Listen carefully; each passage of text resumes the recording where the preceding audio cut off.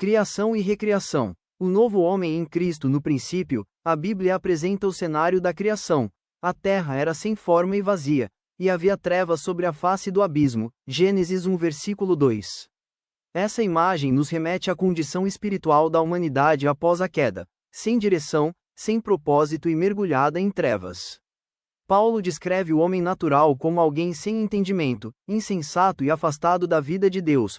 Romanos 1 versículo 31 e Efésios 4 versículo 18. Assim como o caos inicial da criação necessitava da intervenção divina, também o coração humano, em sua corrupção, carece de uma nova obra de Deus para ser transformado. Foi nesse contexto que Deus declarou: haja luz, Gênesis 1 versículo 3, e houve luz. O apóstolo Paulo retoma essa imagem ao afirmar que o mesmo Deus que ordenou a luz brilhar nas trevas fez resplandecer a sua luz em nossos corações, para a iluminação do conhecimento da glória de Deus na face de Cristo. 2 Coríntios 4 versículo 6. A recriação do homem é uma obra sobrenatural, comparável ao fiat divino da criação. Quando o Evangelho nos alcança, ele nos liberta das trevas espirituais e nos conduz à maravilhosa luz de Cristo. Atos 26 versículo 18.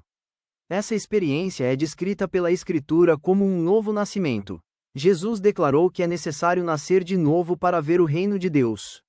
Paulo afirma: se alguém está em Cristo, é nova criatura. As coisas antigas já passaram. Eis que se fizeram novas. 2 Coríntios 5 versículo 17. Sem essa nova vida, o homem permanece nas trevas, cego, incapaz de perceber a glória divina. O novo nascimento não é uma reforma moral, mas uma transformação radical, um ato criador de Deus no coração humano. Quando Deus criou o mundo, ordenou: produza a terra relva, ervas que deem semente e árvores frutíferas que deem fruto segundo a sua espécie. Gênesis 1 versos 11 e 12. Assim também é com a nova vida em Cristo. Ela não é estéril, mas frutífera.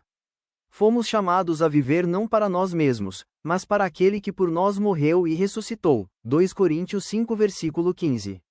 Jesus declarou que seus discípulos são a luz do mundo. Mateus 5 versículo 14. E essa luz se manifesta em frutos visíveis de arrependimento e santidade. No princípio, o homem foi abençoado com a ordem de multiplicar-se e encher a terra. Gênesis 1 versículo 28.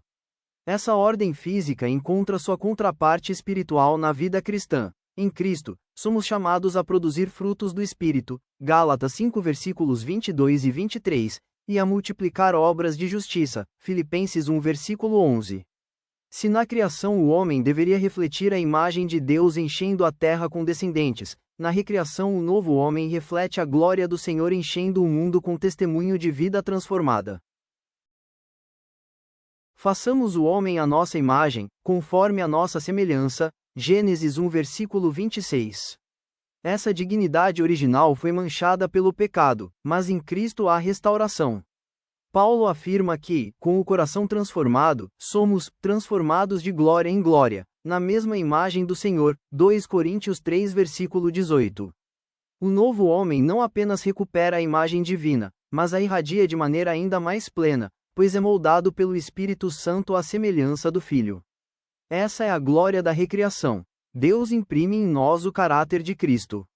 A narrativa da criação culmina no descanso de Deus. No sétimo dia Deus descansou de toda a sua obra. Gênesis 2 versículo 3. Esse descanso é um prenúncio do repouso espiritual que o crente encontra em Cristo. O autor de Hebreus nos lembra: nós, os que cremos, é que entramos no descanso. Hebreus 4 versículo 3. Assim como Deus cessou de suas obras, também o homem em Cristo é chamado a descansar não em suas próprias forças, mas na obra consumada do Salvador. O descanso espiritual é parte essencial da nova vida, é confiança plena na graça e na suficiência de Jesus. Vemos, então, que há uma profunda harmonia entre a criação e a recriação.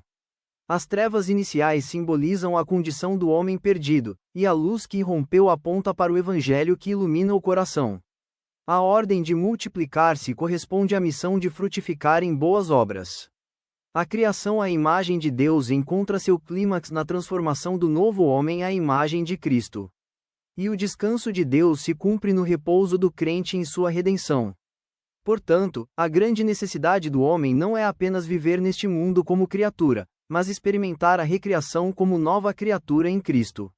Sem essa obra, permanece nas trevas e sem esperança. Mas quando a luz de Cristo brilha, tudo se torna novo, e a vida passa a refletir a glória do Criador. Essa verdade nos chama a reconhecer que fomos feitos para mais do que simplesmente existir. Fomos feitos para viver em comunhão com Deus, iluminados por sua graça e produzindo frutos que glorifiquem seu nome. Perguntas de reflexão: temos experimentado o novo nascimento ou ainda vivemos nas trevas espirituais? Nossa vida tem produzido frutos dignos de arrependimento, como sinal da nova criação? Estamos refletindo a imagem de Cristo diante do mundo? Temos aprendido a descansar plenamente na obra de Jesus, em vez de confiar em nossos próprios esforços?